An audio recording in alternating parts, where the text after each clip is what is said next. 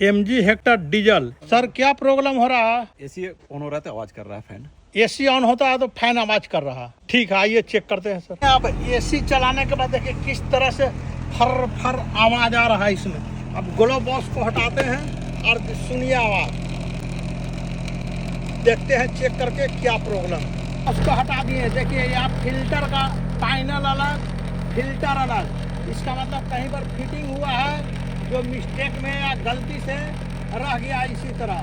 तो एक तो ये प्रॉब्लम है, दूसरा फैन के अंदर से साउंड आ रहा है, उसको खोल के देखते हैं। फंसने के कारण इस फिल्टर सही से नहीं लगा था इसलिए। और इस पर देखिए, ये देख रहे हैं ना, एक कचरा, इसका मतलब इसमें जाली भी नहीं लगा हुआ है। अब इसको क्लीन करते हैं। फिल्टर को इस तरह से तरीका से बैठाना है। अब ब्लोवर क्लीन हो गया, अब साउंड देखिए पूरा स्मूथ हो गया, एयर का फ्लो आ गया। ठीक है।